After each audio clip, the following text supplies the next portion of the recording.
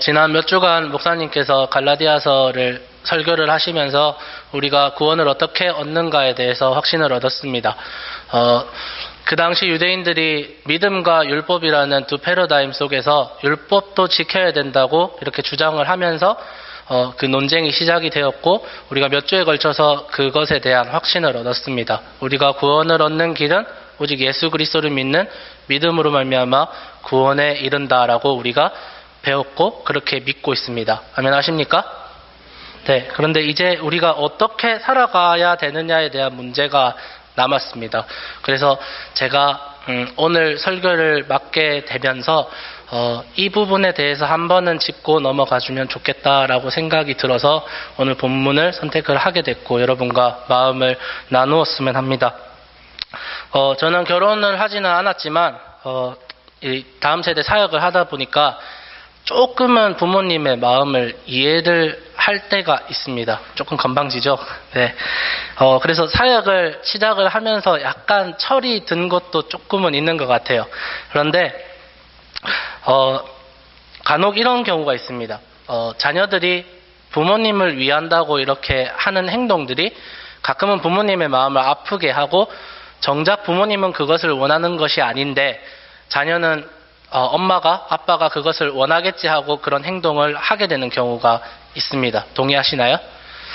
제가 저번 한국에서 사역했을 때의 일입니다.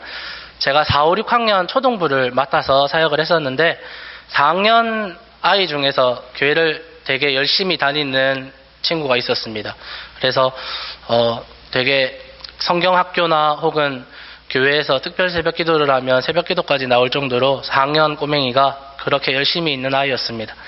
그런데 어느 주에 이 아이가 예배에 나오지 않았습니다. 그래서 제가 담당 선생님에게 말을 해서 아이에게 전화를 해보라고 이렇게 말을 했더니 아이가 전화를 받아서 하는 말이 지금 가고 있다라고 이렇게 말을 하더라고요. 그래서 예배가 진행되면서 아이가 언제 오나 이렇게 보고 있는데 설교가 끝나도 아이가 오지 않는 것입니다. 그래서 결국 얘가 분반 공부 이제 설교가 다 마치고 광고까지 다 끝나고 각 반으로 흩어져서 분반 공부를 할 때 애가 이렇게 교회로 들어오더라고요. 그래서 제가 걔한테 가서 오늘 무슨 일이 있었냐, 왜 늦었어 이렇게 물어보니까 아이가 갑자기 이렇게 선물을 하나 이렇게 딱 주더라고요. 그래서 그 주가 사실은 스승의 주일이었습니다. 그래서 그 아이가 저랑 자기 담임 선생님 선물을 산다고 아침에 백화점이 열자마자 엄마랑 같이 가서 선물을 산다고 예배에 빠졌더라고요. 그래서 제 마음이 어땠을까요? 그냥 좋았을까요? 고맙기는 했어요. 이 아이의 마음이 정말 기특하고 고맙긴 하지만 전도사인 입장에서 그리고 또한 하나님이 원하시는 게 과연 이런 것일까라고 생각했을 때의 정답은 노였습니다. 근데 아이가 선물을 주는데 너 이거 하나님이 원하는 거 아니야 라고 하면 애가 상처받을까봐 몇 주 뒤에 떡볶이를 사주면서 그런 얘기를 했습니다. 다음부터는 예배에 빠지지 않았으면 좋겠다. 전도사님은 선물 안 사줘도 되니까 너가 예배에 안 빠지면 좋겠다 라고 말을 했습니다. 듣고 있나요, 중고등부? 네. 예배 빠지면 안 됩니다. 네. 이런 경우가 많습니다. 아이들을 키우다 보시면 정작 부모님은 화딱지가 나는데 아이는 효도하고 있다고 착각할 때가 있어요. 근데 우리의 모습이 하나님이 보시기에 우리의 모습이 이렇지 않을까 생각이 들어집니다. 우리는 하나님을 위해서 한다고 혹은 교회를 위해서 한다고 생각을 하지만 사실상 하나님이 보시기에는 그것이 선하지 못한 혹은 좀 더 나아가서는 악한 방법이나 악한 결과를 낳을 때가 많다는 것입니다. 이것이 참 어렵습니다. 우리는 잘 해보겠다고 교회를 섬겨보겠다고 하는 열심들이 가끔씩 교회와 공동체를 파괴하고 사람들에게 상처를 주는 결과를 낳을 때가 있습니다. 오늘 본문에서 이스라엘에게 이사야가 지적하는 금식이라는 이 행위를 여러분께서 보실 때에 단순하게 이사야가 그 금식에 대해서만 지적을 하는 것이 아니라 이사야는 이사야서 전체를 살펴보면 특별한 문학적 기법을 사용을 하는데 전체를 비판하거나 전체를 다룰 때에 그 전체에 속해 있는 한 가지 특별한 것을 뽑아서 이렇게 그 한 가지만 뽑아서 예로 이것을 비판을 하고 이것을 확대해서 전체로 이렇게 해석을 합니다. 조금 어렵나요? 그래서 금식이라는 특별한 주제를 이사야가 선택을 했지만 이사야의 원래 의도는 금식만 놓고 비판을 하는 것이 아니라 이스라엘 백성들의 삶의 모습들 전체를 놓고 비판을 하는 것입니다. 이것이 이사야서 전체에 이렇게 특별하게 나오는 문학적 기법입니다. 그래서 단순히 금식이라는 행위가 아니라 선택받은 민족으로서의 교만들 혹은 아까도 말씀드렸다시피 이스라엘 백성들이 오해하고 있었던 그런 구원론에 대한 오해들, 율법을 지켜야 구원함을 얻는다라고 착각을 했던 그러한 모습들이 이렇게 금식을 놓고 이렇게 확대해서 우리가 해석할 수 있다는 것입니다. 구원론에 대해서는 목사님께서 이미 갈라디아서를 통해서 많이 말씀해 주셨기 때문에 제가 특별하게 다루지는 않겠지만 중요한 것은 믿음과 율법이라는 이 두 가지 개념에 대해서 충돌을 했던 것 또한 마찬가지고, 그리고 그 율법을 선택했던 유대인들이 율법을 지키는 행위에 있어서도, 그러니까 믿음과 율법을 나누는 행위도 잘못되었지만 율법을 지키는 이 행위 자체도 하나님 보시기에 그다지 마음에 들지 않았다는 것입니다. 목사님께서 말씀하셨잖아요. 율법도 끝까지 다 지키면 구원함을 얻을 수 있습니다. 의롭다함을 얻을 수 있습니다. 하지만 율법의 중요한 정신을 보지 못한 이스라엘 백성들이 그 율법을 가지고 어떻게 살고 어떻게 사람들을 괴롭히고 정죄하고 핍박을 했는지 여러분이 성경을 통해서 보시면 하나님의 마음을 조금이나마 읽으실 수 있으실 것입니다. 하나님의 원래 목적은 온 열방이 구원함을 얻는다가 목적이었지만 이스라엘 백성들은 자기들만 구원 얻는다라고 생각을 했기 때문에 제사장 나라로서의 역할을 감당해 나가지 못했기 때문에 하나님께서 그들이 율법을 지키는 정신이 잘못되었다라고 지적을 하고 계시는 것입니다. 그래서 오늘은 이사야가 말하고 있는 이 금식에 대해서 살펴보겠습니다. 하지만 이것을 금식 자체로만 받아들이지 마시고 우리가 구원함을 얻은 하나님의 백성으로서의 삶, 그러니까 우리가 교회에서 흔히 말하는 성화의 삶을 우리가 어떻게 살아가야 되느냐, 우리가 믿고 구원함을 얻었는데 그 이후에 우리가 그리스도인으로서 하나님의 백성으로서 어떤 삶을 살아가야 하느냐, 그것이 우리의 삶에 달려 있잖아요. 우리는 살아가야 되는 존재이잖아요. 우리 이제 예수님 믿었으니까 그러면 우리 다 버리고 산에 가야 돼, 기도원 가야 돼, 그런 거 아니잖아요. 우리 학교도 다니고 직장도 다니시고 우리의 각자의 삶이 아직까지 예수님 재림의 때까지 남아 있잖아요. 그것이 어떤 과제로 우리가 풀어나가야 할지는 우리의 숙제입니다. 그래서 그러한 부분들을 오늘 이사야서를 통해서 알아보는 시간 갖도록 하겠습니다. 라마단이라는 말을 아마 들어보셨을 거예요. 주변에 여기 있는 이슬람 친구들을 참 많이 만날 수 있습니다. 그 이슬람 사람들이 흔히 금식 기간을 두고 밥을 먹지 않아요. 그 기간을 라마단이라고 말합니다. 주변에 학교나 직장에 이슬람 사람들이 있으면 한번 물어보십시오. 라마단을 지키느냐라고 물어보면 이슬람 그 신도들 중에 99%는 라마단을 지킵니다. 근데 이 사람들이 라마단을 어떻게 지키냐면 해가 떠 있을 때는 밥을 먹지 못합니다. 그 말은 무슨 뜻이냐면 해가 지면 밥을 먹을 수 있어요. 저는 그래서 예전에는 그렇게 생각을 했습니다. 라마단이라고 하면 그 한 달 정도의 기간 동안 아예 통째로 밥을 먹지 않는구나. 우리 기독교인들이 40일 금식 기도 하는 것처럼 아예 물만 먹고 아예 밥을 먹지 않는구나라고 생각을 했는데 그게 아니라 해가 지면 밥을 먹게 됩니다. 그래서 이게 처음에는 이 사람들도 좋은 의도로 시작을 했습니다. 자기 신 알라에게 기도를 하고 조금 더 집중도 있는 기도를 할 때에 알라가 들어준다라는 첫 시작이 아주 좋았습니다.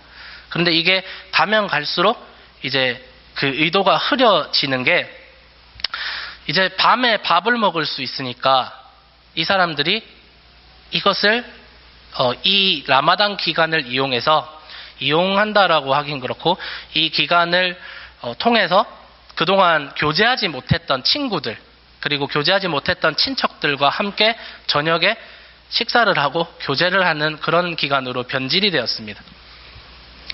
그냥 어떻게 보면 좋은 현상이라고도 할 수 있어요. 그런데 여러분 경제 원리를 다 아실 거예요.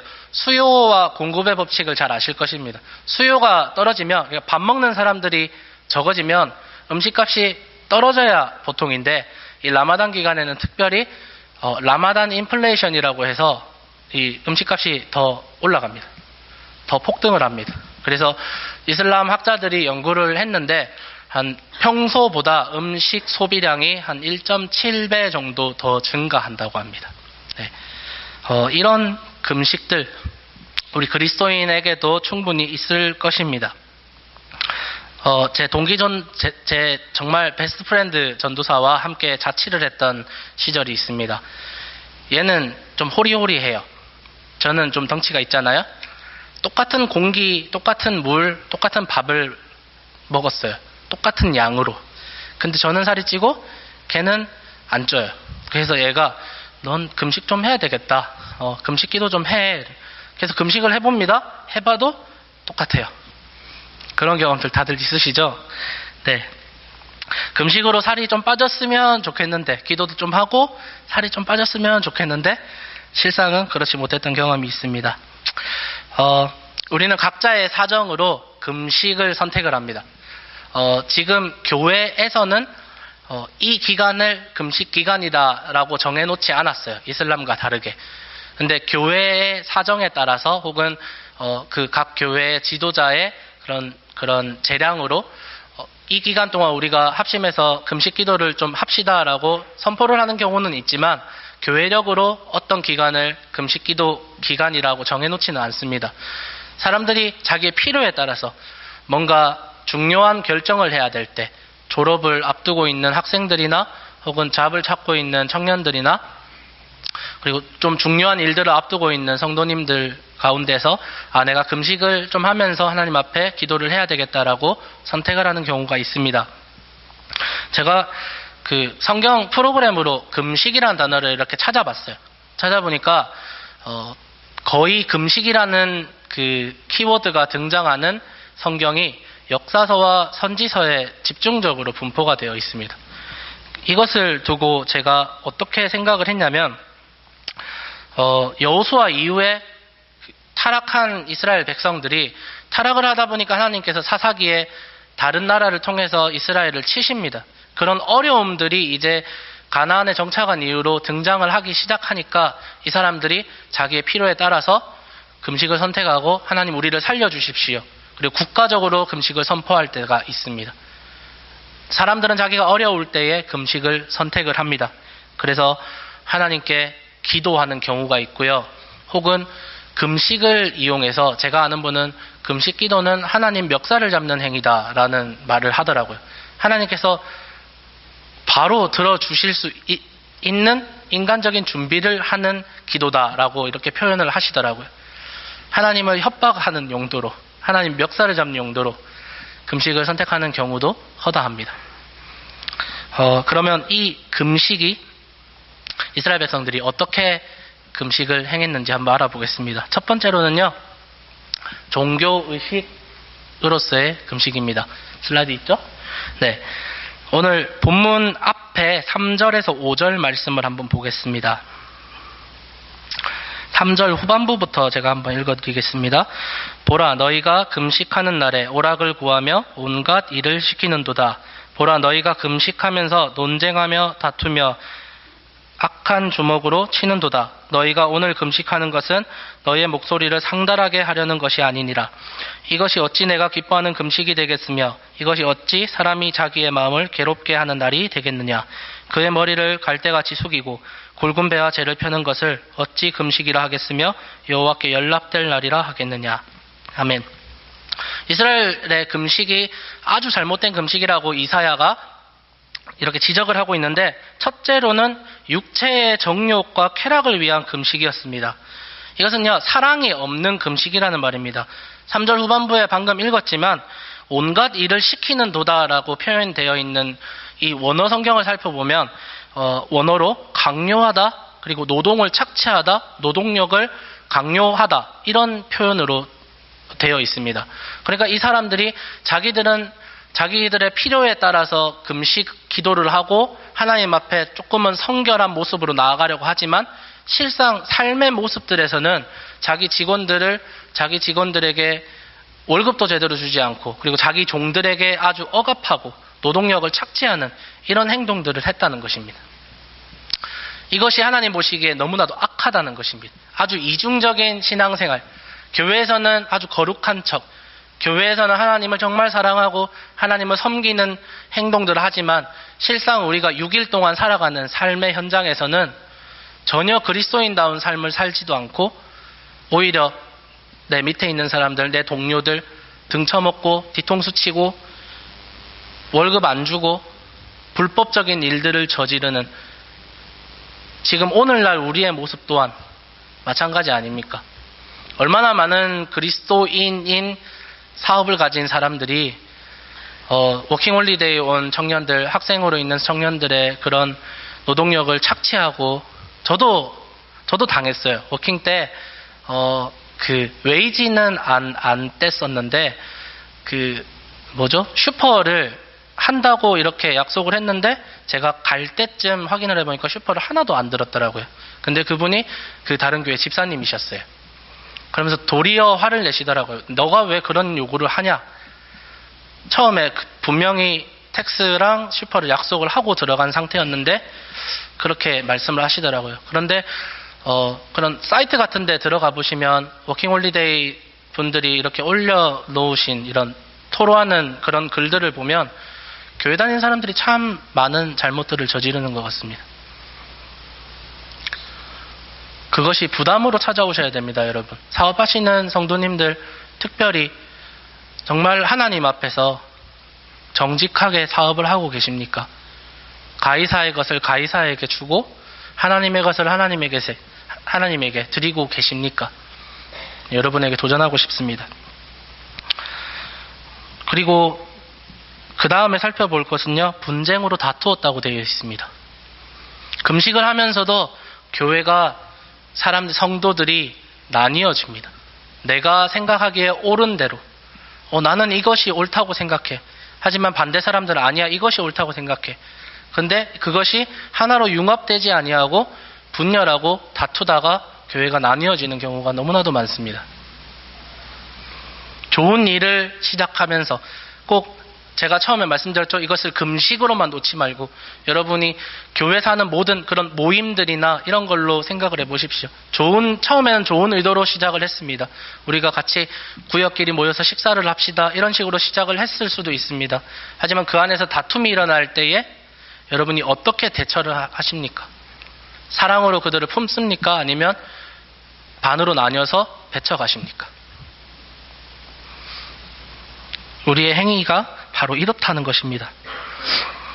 마지막으로 슬픈 기색을 하나 전혀 느끼지 않는 위선적인 금식이라는 것입니다. 금식을 할 때 이스라엘 백성들은 기본적으로 슬픈 기색을 나타냅니다. 배가 고파서 그런가 모르겠습니다. 그런데 슬픈 기색을 나타냅니다. 이게 쇼한다고 생각하시면 안 되고요.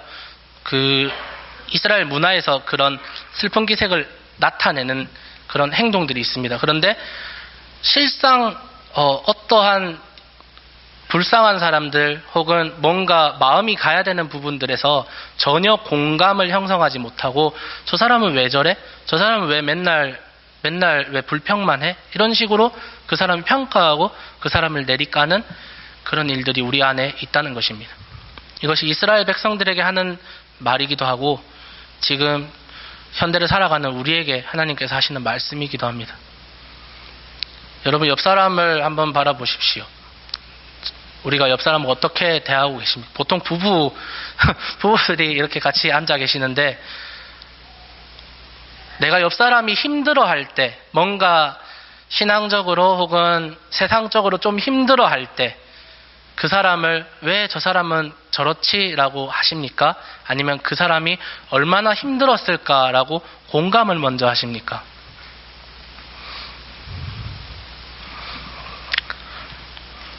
비슷하게 예수님 당시에도 이런 부류가 있었습니다. 누구죠? 바리새인입니다.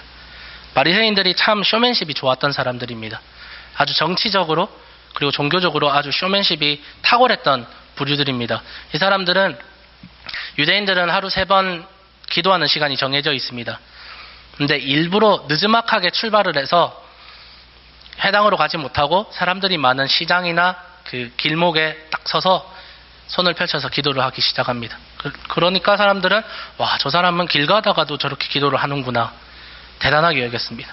하지만 실상 그들의 속마음은 자기가 나타내 보여지는, 하나님이 주인공이 아니라 자기가 나타내 보여지는 자기 중심의 신앙이었습니다. 그래서 예수님은 그들을 보고 독사의 자식들아 라고 욕을 했습니다.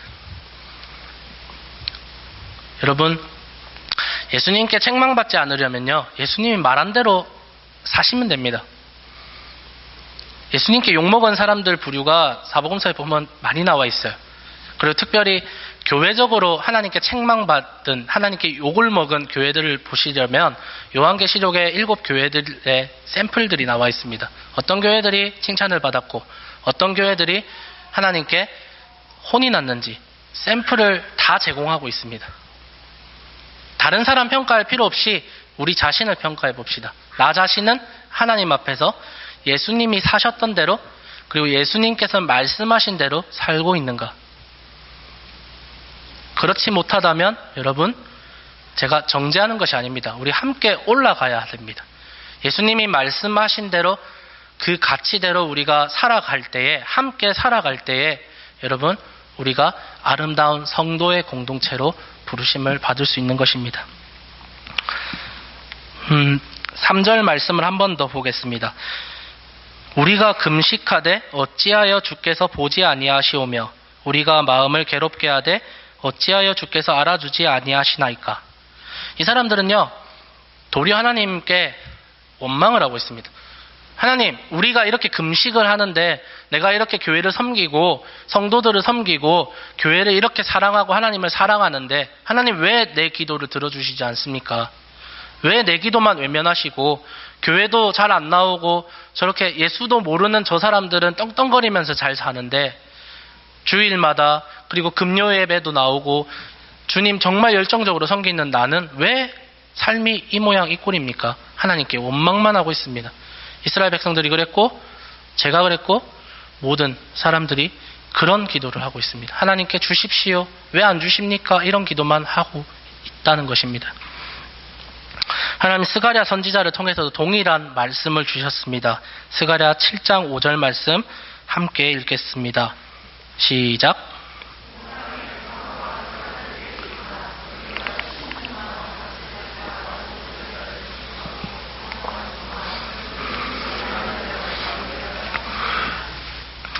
그 금식이 나를 위하여, 하나님을 위하여 한 것이냐? 하나님께서 반문하고 계십니다. 여러분의 신앙적인 열심들, 교회에서의 섬김들, 찬양, 예배, 기도, 이것들이 여러분을 위한 것입니까? 아니면 하나님을 위한 것입니까? 여러분을 위한 것이면요, 제가 저 자신을 위해서 사역을 하고 저 자신을 위해서 기도하고 예배하고 찬양한다면 그것은 저는 바리새인입니다. 그러면 주님께서 저를 무조건 치실 것입니다. 동일하게 여러분께서 하시는 모든 활동과 모든 섬김들이 여러분 자신을 위해서 한다면 하나님께서 책망하십니다. 그래서 우리의 모든 신앙의 주인공은 예수님이 되어야 합니다. 제가 이번 주에 인스타그램에 글을 하나 올렸는데, 제가 예전에 싸이월드에 썼던 일기장을 한번 봤어요. 그런데 거기에 제가 사역을 해야겠다 결정을 하고, 기도하면서 결정을 하고 썼던 일기에 뭐라고 되어 있었냐면, 내 제자를 키우지 말고 예수님의 제자를 키우자라고 그렇게 글귀가 적혀 있었어요. 그런데 그 싸이월드 글을 보면서 지금 나는 잘하고 있는가? 우리 학생부 친구들이 듣고 있지만 저 아이들이 내가 내 제자로 키운 것이 아닌가 생각을 해보았습니다. 여러분, 우리의 모든 신앙생활의 중심은 예수님이 되어야 됩니다. 아멘 하십니까? 모든 신앙의 중심과 모든 신앙의 목적과 주인공은 예수님이 되어야 합니다. 여러분 자신을 위해서 하신다면 책망받으십니다. 그리고 나중에는 넘어질 수밖에 없습니다. 여러분의 모든 인생이 예수님 중심이 될 때에 소망 없는 우리의 삶이지만 정말 보잘것없고 세상이 보기에는 저 불쌍한 사람들 주일에 좋은 거 많은데 즐길 거 많은데 저기 나가서 뭐 하는 거야 라고 욕할지 모르지만 우리의 모든 삶이 예수님 중심이 될 때에 하나님께서 갚아주실 줄로 믿습니다. 이사야 1장 11절에서 15절 말씀입니다. 조금 긴데 하나님께서 이렇게 이스라엘 백성들이 왜곡된 종교 행위를 계속해서 하니까 하나님께서 또한 이렇게 비판을 하셨습니다. 우리 조금 기니까 교독을 한번 해보겠습니다. 제가 먼저 읽겠습니다. 여호와께서 말씀하시되 너희의 무수한 재물이 내게 무엇이 유익하뇨? 나는 순양의 번제와 살찐 짐승의 기름에 배불렀고 나는 수송아지나 어린 양이나 순염소의 피를 기뻐하지 아니하노라.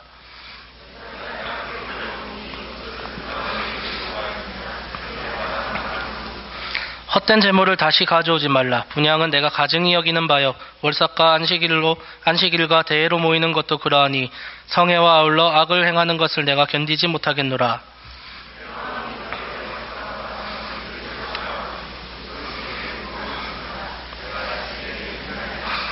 너희가 손을 펼 때에 내가 같이 읽겠습니다. 너희가 손을 펼 때에 내가 내 눈을 너희에게서 가리고 너희가 많이 기도할지라도 내가 듣지 아니하리니 이는 너희의 손에 피가 가득함이라. 아멘. 이런 신앙생활이요 가장 불쌍한 신앙생활입니다. 여러분은 열심으로 하나님께 예배하고 섬긴다고 생각을 했지만 하나님께서는 정작 우리가 바치는 제물과 우리가 드리는 예배가 부담이다. 내가 이것을 가증히 여기겠다라고 하나님께서 말씀하고 계시는 것입니다.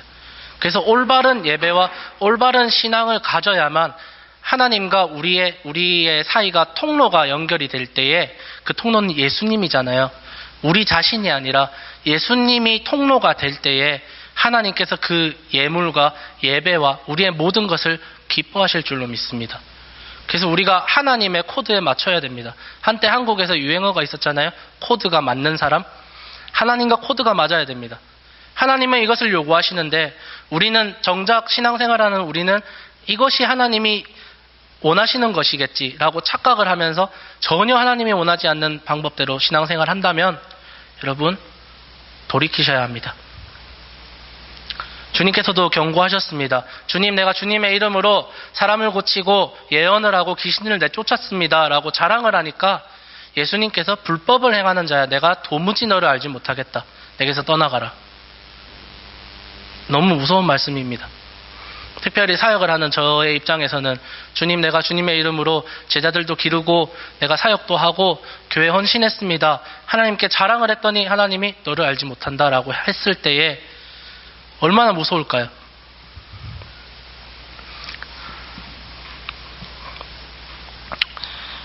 이런 아까도 말씀드렸지만 이사야는 부분을 언급하면서 전체를 함께 언급한다고 말씀드렸습니다. 방금 읽은 이사야 1장 11절에서 15절 말씀은 절기와 그런 예물과 이런 특정한 것들에 집중을 하고 있지만 우리의 전체 신앙의 모습들입니다. 우리의 신앙의 모습이 우리 자신을 위할 때에는 절대로 하나님이 바라보지 않습니다. 사람들을 속일 수 있습니다. 사람들을 충분히 속일 수 있습니다. 전도사를 하면서도 복음을 전하면서도 사람들을 충분히 속일 수 있습니다. 누군가를 특정해서 비판하진 않지만 한국에 많은 정말 잘못된 사역자들이 많습니다.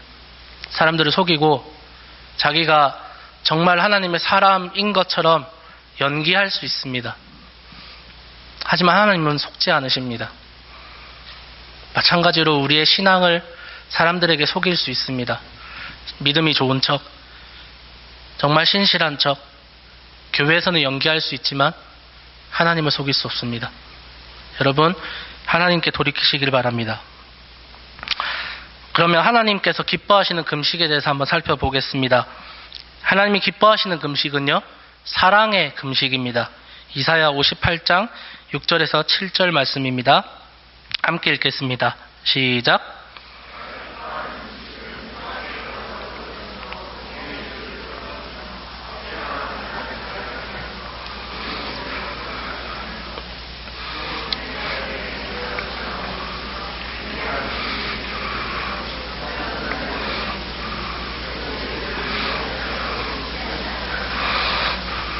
이 말씀은 그렇게 해석하기 어려운 말씀이 아닙니다. 하나님께서 원하시는 정말 진짜 신앙은요, 진짜 금식은 이러한 것들입니다. 흉악의 결박을 풀어주며, 이것은 어떠한 사람이 사단의 권세에 결박이 되어 있고 뭔가 구속이 되어 있는 사람들을 해방시켜주는 것입니다. 멍에의 줄을 풀어주며, 어떠한 사람이 짐을 지고 있습니다. 그 짐을 대신 져주고 압제당하는 자를 자유하게 하며, 뭔가 억압받고 압제돼 있는 사람들을 자유하게 해주는 것, 모든 멍에를 꺾는 것, 줄인 자에게 내 양식을 나누어 주며, 유리하는 빈민을 집에 들이며, 헐벗은 자를 보며 입히며, 내 곤욕을 피하여 스스로 숨지 아니하는 것. 하나님께서 원하시는 것은요, 바로 사랑입니다. 너 혼자 신앙생활해서 잘해서 너 혼자 구원받아, 너 혼자 천국 와서 나랑 같이 교제해. 하나님은 그것을 원하시는 게 아니라 여러분 근처에 있는 불쌍한 사람들을 섬기라는 것입니다. 그것이 우리에게 주신 사명입니다. 한 영혼, 하나님께서 바라보고 계시는 한 영혼을 사랑하는 마음입니다. 그래서 율법과 믿음은 완성이 사랑으로 나아가는 것입니다. 그 마음을 가지고 땅끝까지 가서 예수님을 전하는 것이 바로 하나님께서 우리에게 원하시는 것입니다. 그러면 멍에를 지고 뭔가 억압받는 사람들이 누구입니까? 뭔가 눈에 보이게 막 힘들어하고 어려운 영혼들, 쉽게 찾을 수는 없지만 우리 주변에 정말로 힘들어하고 어려워하는 영혼들이 많습니다. 탕자에 대한 말씀을 언젠가 읽다가 참 은혜가 돼서 정말 마음이 먹먹했던 순간들이 있었습니다. 항상 우리는 탕자의 이야기를 들을 때요, 둘째 아들에 대입을 합니다. 우리 자신을. 그렇죠. 우리가 집 나간 아들이다 라고 우리가 그 아들에 대입을 하고, 하나님께서 우리를 받아주신다, 끝없는 하나님의 사랑이라고 그렇게 받아들이고 은혜를 받습니다. 맞습니다. 우리는 여러분 전부 언젠가는 둘째 아들이었습니다. 탕자였습니다. 그런데 지금은 하나님께 돌아온 하나님의 아들입니다. 하나님의 아들이고 하나님의 딸들입니다. 그런데 언제 한번 제가 첫째 아들의 심경을 한번 살펴보았습니다.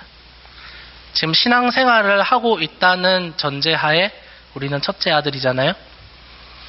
그리고 우리에게 뒤에 오는, 계속해서 들어오는 새신자들을, 상처받은 사람들을, 나보다 늦게 믿고 혹은 나보다 신앙이 조금 약한 사람들을 둘째 아들, 내 동생으로 두었을 때에 첫째 아들의 반응이요, 아버지 왜 저 원수 같은 저놈을 왜 또 입히시고 먹이시고 살리십니까?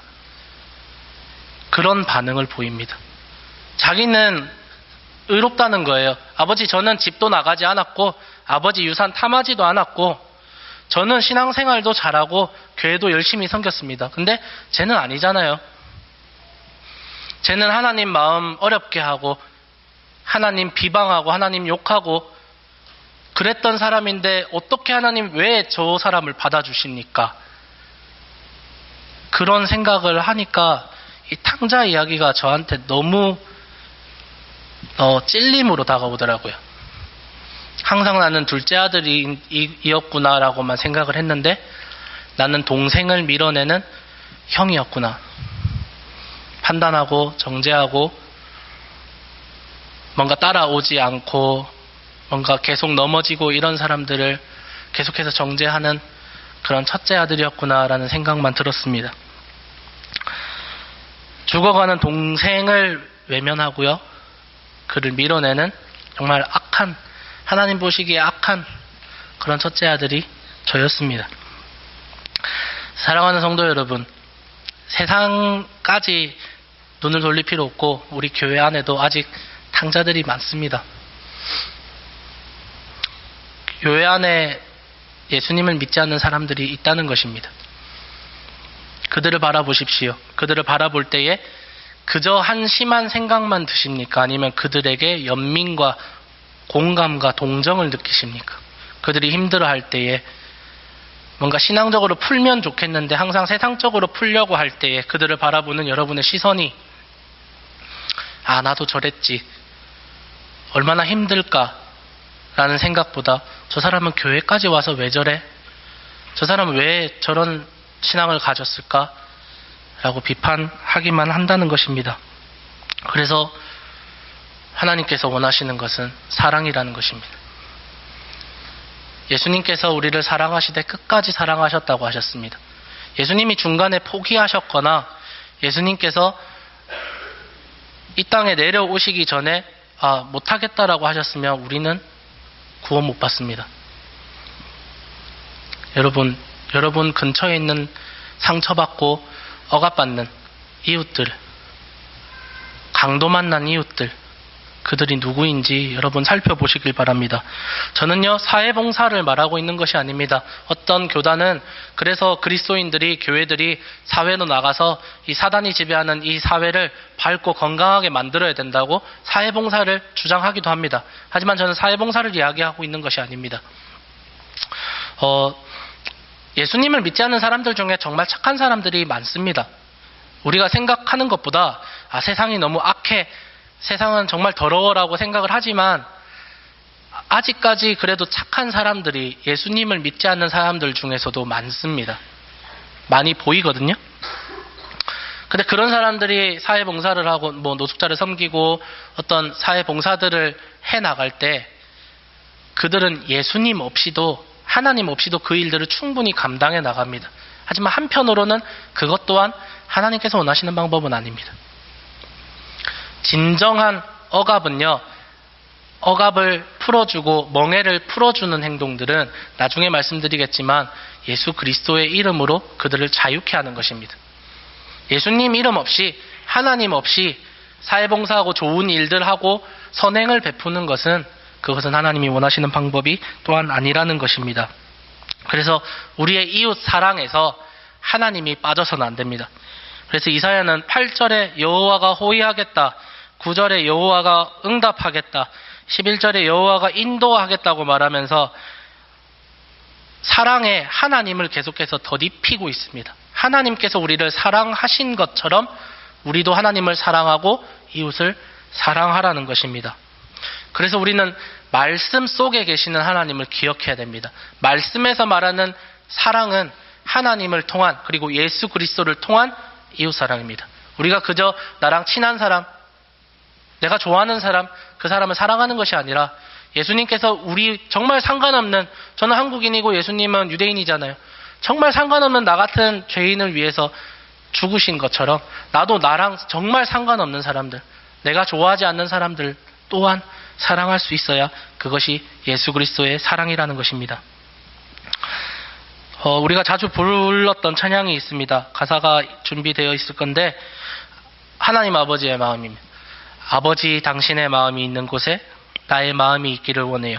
아버지 당신의 눈물이 고인 곳에 나의 눈물이 고이길 원해요. 아버지 당신이 바라보는 영혼에게 나의 두 눈이 향하길 원해요. 아버지 당신이 울고 있는 어두운 땅에 나의 두 발이 향하길 원해요. 나의 마음이 아버지의 마음하라. 내 모든 뜻 아버지의 뜻이 될 수 있기를. 나의 온몸이 아버지의 마음하라. 내 모든 삶 당신의 삶 되기를.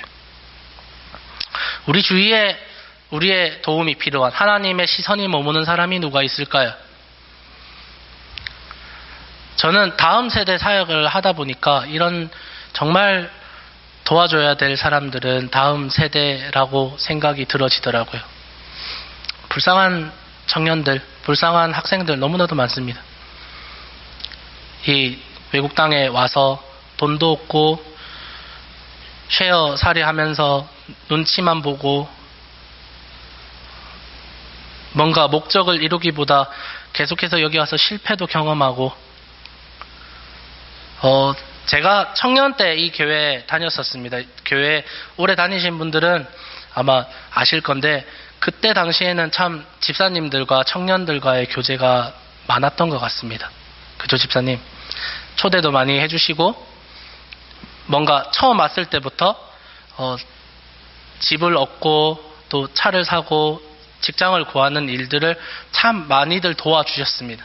자기 일처럼 나서서 도와주시고 뭔가 팔아야 될 때, 뭔가 또 사야 될 때 많은 도움을 주셨습니다. 그리고 뭔가 교제도 정말 활발하게 일어났었습니다. 근데 지금 청년들과 장년들 사이에 보이지 않는 벽이 존재하는 것 같습니다. 청년들은 청년들 알아서 하겠지. 학생들은 학생들 알아서 하겠지. 우리가 말로만 다음 세대, 정말 단절된 이 세대를 하나님 살려주십시오 기도만 하지만 실제적으로 우리가 그들을 도와주고 그들에게 관심 가져주는 부분들은 참 많이 없는 것 같습니다.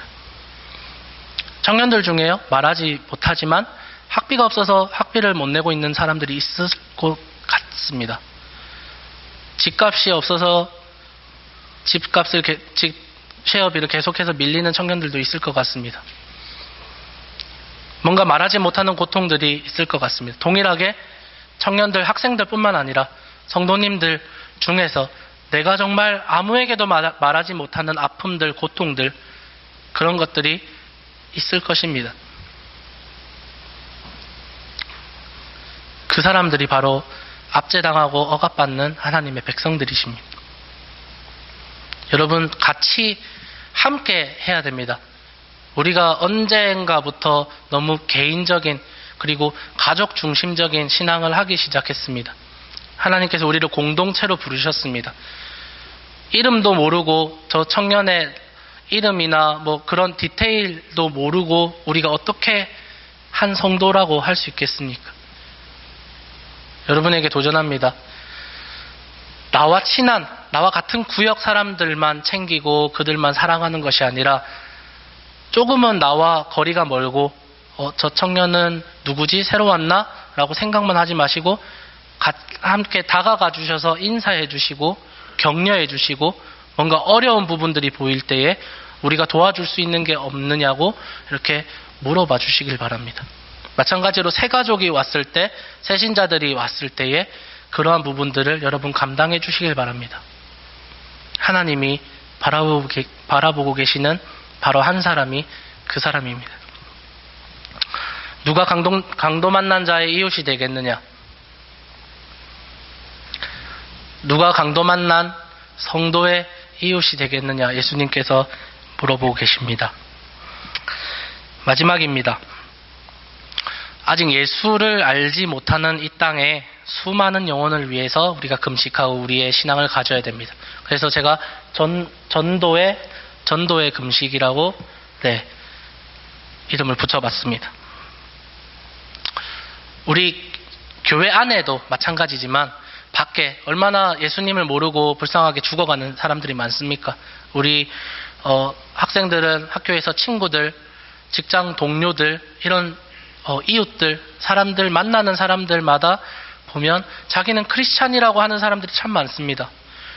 2016년 센서스에서 호주 크리스찬 비율이 67%인가 나왔다고 합니다. 그런데 실제적으로 그 유나이팅 교단이랑 그리고 어떤 교단이 있는데 그 교단에서 조사를 한 바에 따르면 67%가 되지 않는다. 20%밖에 되지 않는다라고 통계를 냈습니다. 실제적으로 자기가 크리스찬이라고 하지만 예수님을 모르고 죽어가는 우리의 이웃들이 너무나도 많습니다. 여러분, 그들을 위해서 금식하고 그들을 위해서 전도하고 그들을 위해서 여러분이 신앙을 가지신 것입니다. 그래서 여러분이 그들에게 복음을 전할 때 뭔가 필요한 것을 채워주고 그들 힘들 때 함께 울어주고 그리고 도와주고 선행도 좋지만 결국 마지막에 우리가 담아야 되는 것은 복음입니다. 예수 그리스도의 이름으로 그 착한 일을 하고 예수 그리스도의 이름으로 선한 일을 할 때에 하나님께서 정말로 기뻐하시는 우리의 신앙생활 그리고 우리의 성화의 삶일 것입니다. 이들을 위해서 금식하고 이들을 위해서 기도하십시오. 생각나는 사람들이 있거든 여러분 이름을 부르시면서 기도를 하십시오. 그리고 기도의 자리에 나오십시오. 여러분이 생각하고 있는 사람들, 가까이에는 내 가족들, 내 아들, 딸 혹은 부모님, 형제 자매 이런 사람들의 이름을 놓고 기도하십시오. 그래서 기도의 자리로 여러분이 나오셔야 됩니다. 말씀을 정리하겠습니다. 사랑하는 성도 여러분, 하나님이 원하시는 금식, 하나님이 원하시는 믿음과 삶을 가질 때에 하나님은 반드시 응답하십니다. 오늘 본문 8절에서 12절 말씀입니다. 우리 함께 읽겠습니다. 시작. 그리하면 내 빛이 새벽같이 비칠 것이며 내 치유가 급속할 것이며 내 공의가 내 앞에 행하고 여호와의 영광이 내 뒤에 호위하리니 내가 부를 때에는 나 여호와가 응답하겠고 내가 부르짖을 때에는 내가 여기 있다 하리라.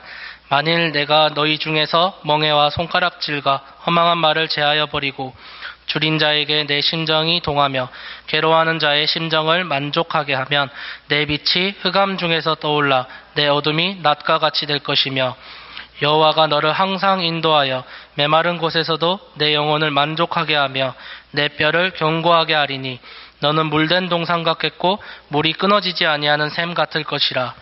내게서 날 자들이 오래 황폐된 곳들을 다시 세울 것이며 너는 역대에 파괴된 기초를 쌓으리니 너를 일컬어 무너진 데를 보소하는 자라 할 것이며 길을 수축하여 거할 곳이 되게 하는 자라 하리라. 아멘. 하나님께서 약속하고 계십니다. 여러분, 아파서 기도하시는 분들, 왜 하나님 저는 고쳐주시지 않으세요? 라고 하셨다면 오늘 하나님께서 원하시는 믿음, 하나님께서 원하시는 금식과 기도를 한번 트라이 해보십시오. 그리고 하나님을 시험해 보십시오. 하나님께서 이렇게 금식을 하면, 이렇게 우리가 믿음을 가지면 내 치유가 급속할 것이라고 약속하셨는데, 하나님, 내가 이렇게 한번 살아보겠습니다.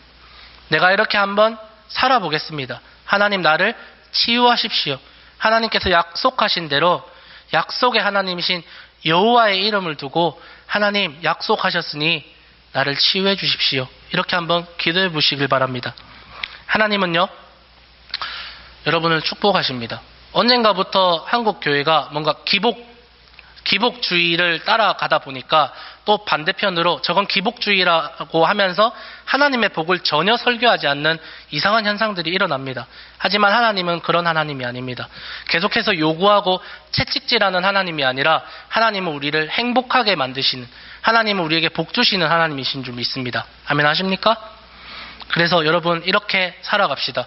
우리의 남은 인생을 하나님을 위해서 정말 예수 그리스도가 주인이 되는 섬김과 신앙이 될 때 하나님이 우리에게 복 주실 줄로 믿습니다. 마지막으로 잠언 25장 13절 읽고 마치겠습니다. 시작. 충성된 사자는 그를 보낸 이에게 마치 추수하는 날에 얼음 냉수 같아서 능히 그 주인의 마음을 시원하게 하느니라.